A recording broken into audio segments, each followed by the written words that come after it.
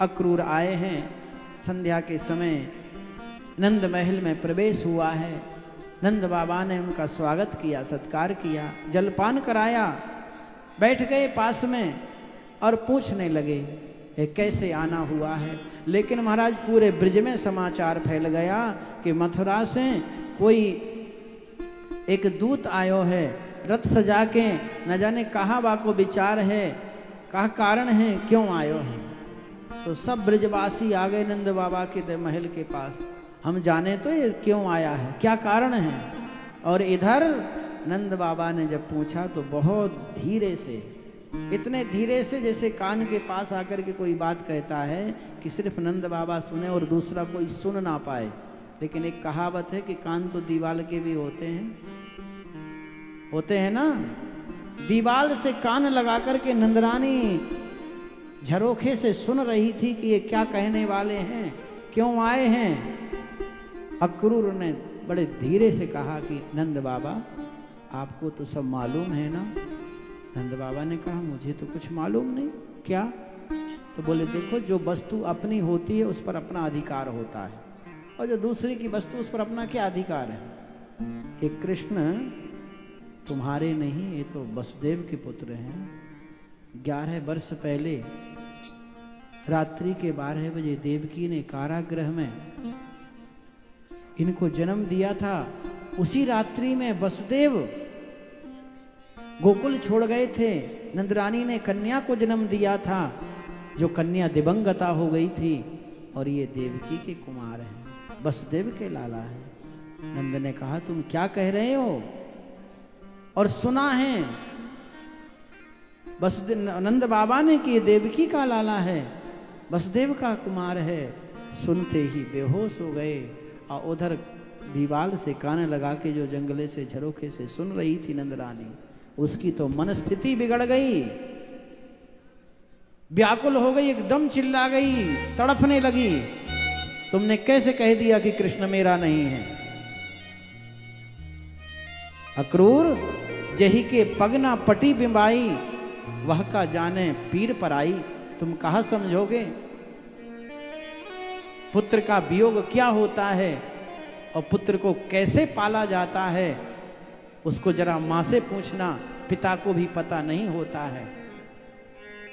जिस मां ने जन्म दिया है 9 महीने तक उसने कष्ट सहा है, और इसके बाद कैसे कैसे उसका लालन पालन किया है। खुद गीले में सो जाती है, उसको सूखे में सुला देती है।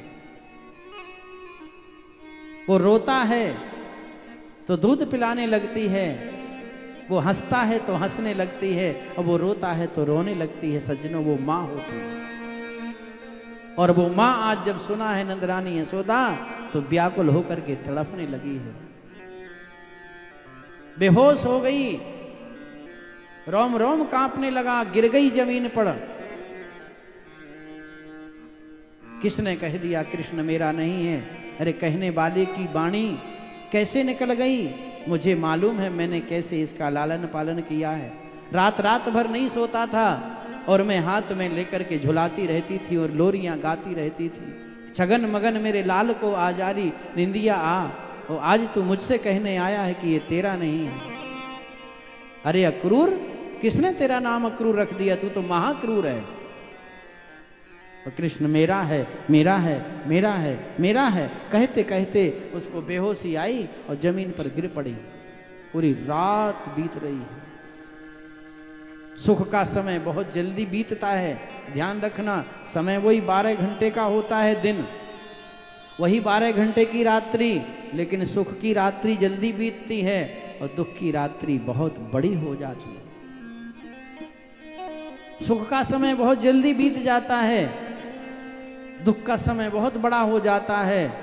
न जाने कितनी बड़ी वो रात हो गई है, पूरे ब्रज में शोक की लहर दौड़ गई है। यह मथुरा से कोई दूत आया है कृष्ण और बलराम को लेने के लिए। गायों के खिरक में कोई नहीं गया, गाय खड़ी हुई हैं, बछड़े बंधे हुए हैं, स्तनों में दूध बह रहा है। कान ऊपर उठा करके गोपाल गोपाल कह के आवाज कर रही हैं, रमा रही हैं। कृष्ण बलराम दोनों इस दृश्य को देख रहे हैं। बाबा के कक्ष में गए तो वो बेहोश पड़े हैं, नंदरानी को होश ही नहीं है। ब्रज गोपिकाएं सब दौड़ी दौड़ी चली आई हैं, रात्रि के 12 बज रहे हैं, कृष्ण के दरवाजे, नंद महल के दरवाजे पर खड़ी हैं। ब्रजवासी आ गए हैं, बाबा बाबा आवाज कर रहे हैं। पूरे ब्रज में शोक की लहर दौड़ गई है, समस्त ब्रज आज व्याकुल हो गया है। जीव जंतु पशु पक्षी सब आज व्याकुल होकर के तड़प रहे हैं। जैसे तैसे रात्रि बीती, प्रातः काल हुआ, कृष्ण बलराम उठे हैं। दोनों ने आपस में विचार किया, भैया आज अगर इस मोह में फंसेंगे तो हम दुष्टों का विनाश नहीं कर पाएंगे। मैया के कक्ष में जब भगवान जाते थे तो नंदरानी यशोदा दौड़ करके गोदी में ले लेती थी, हृदय से लगा लेती थी, माथे को चूमती थी, स्नेह करती थी, दुलार करती थी। यानी यानी है गीतानी तदबाल चरितानी चा। आज उस मैया के कक्ष में गए तो वो बेहोश पड़ी थी। बाबा के कक्ष में गए तो बाबा कभी कभी आंख उठा करके देखते थे, मेरा कृष्ण मेरा कृष्ण मेरा कृष्ण मेरा कृष्ण। और वो नंदरानी की तो आवाज ही नहीं निकल रही थी, वो तो व्याकुल होकर के तड़प रही थी। अक्रूर ने रथ सजाया है, रथारूढ़ होने के लिए कृष्ण और बलराम से कहा है, दोनों भाई आज ना किसी ने माखन मिश्री दी ना कुछ दिया, और ऐसे ही उठ करके रथ की ओर जा रहे थे। और जैसे ही रथ में चढ़ने लगे इतने में एक गोपी आई और नंदरानी से कहा, अरे नंदरानी देख नहीं रही है वो जा रहे हैं। उसको सुनाई ही नहीं दे रहा, पास में आकर के बोली, अरे बाबरी देख वो जा रहे हैं। जब सुना है तो आंख खोल करके देखा है, और सज्जनों अश्रुधारा बहते बहते यशोदा ने कहा है, 1 मिनट के लिए रोक दो, रोक दो, मुझे नहीं मालूम था कि ये मेरा नहीं। अगर मैं ऐसा जानती तो अपने मन को इसमें नहीं फंसाती। और दूसरे की वस्तु को अपना बताना समझदारी नहीं होती है, रोक दो रोक दो। गिरते उठते नंदरानी यशोदा रथ के पास में आई है, ऐसे हाथ जोड़ लिए हैं, कन्हैया मुझे क्षमा कर देना, एक मटकी तूने फोड़ दी थी माखन की, मैंने तेरा कान पकड़ लिया था, छड़ी लेकर के तुझे मैं मारने को दौड़ रही थी। अरे मेरी क्या सामर्थ्य थी, तू तो दूसरे की धरोहर है। अपने पर अपना अधिकार जताया जाता है, दूसरे की वस्तु पर अधिकार जताना ना समझी होती है। भगवान रथ से नीचे उतरे हैं, प्रणाम किया है, कहा माँ तुम मुझे क्षमा कर देना, मैंने एक नहीं अनेक अवतार लिए हैं, लेकिन हमसे लड़का तुमसी महतारी, मुझे इस युग में जो तुमसे स्नेह और प्रेम मिला है उसके लिए मैं अपने जीवन काल में युगों युगों में नहीं भूल पाऊंगा। बस मुझे क्षमा कर देना और आशीर्वाद दे देना, तेरा ही आशीर्वाद रहेगा कि मैं शत्रुओं पर विजय पाऊंगा। और सज्जनों माँ का और पिता का आशीर्वाद बरदहस्त हमारे पास रहता है तो हमारा कोई बाल बांका नहीं कर सकता है। कभी भी अपने आप को बड़ा मत समझना। हर समय चाहे तुम 80 वर्ष के हो जाना, चाहे कितने बड़े धनवान हो जाना, कितने बड़े गुणवान हो जाना, लेकिन माता पिता की छत्र छाया में रहना सीख लेना, जीवन में कोई तकलीफ नहीं आएगी। व्याकुल होकर के भगवान श्री कृष्ण मां यशोदा के चरणों में प्रणाम करते हैं।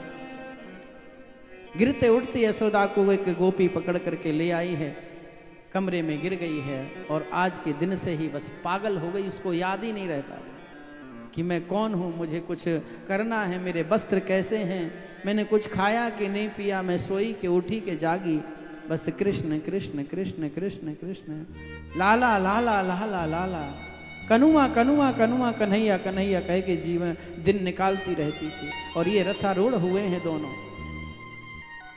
आगे देखा तो गोपियों की भीड़ लगी थी।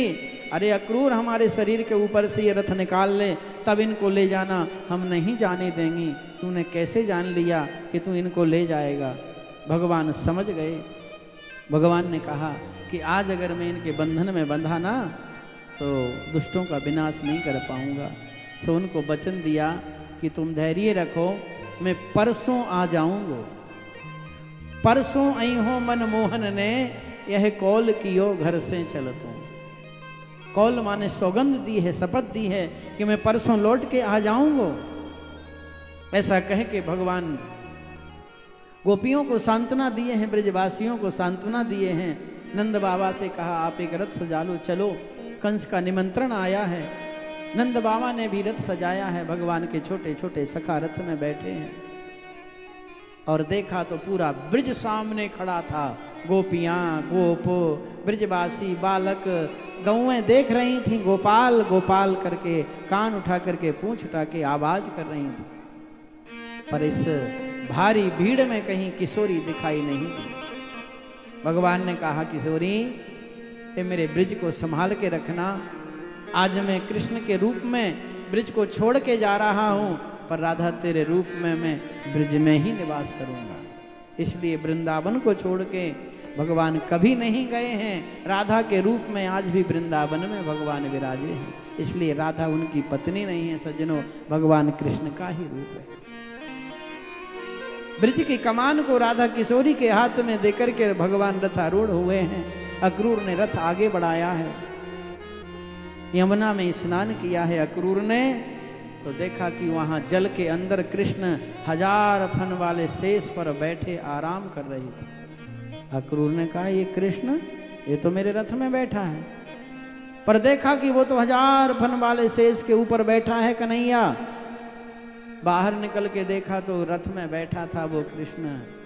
अंदर डुबकी लगा करके देखा है तो नरसिंह बन के कृष्ण बैठे थे। एक नहीं 24 अवतार हुए भगवान के। उन 24 अवतारों के दर्शन अक्रूर को जल में करा दिए। अक्रूर ने ताल ठोक दिया कि मेरे कृष्ण का कोई बाल वांका नहीं कर सकता है।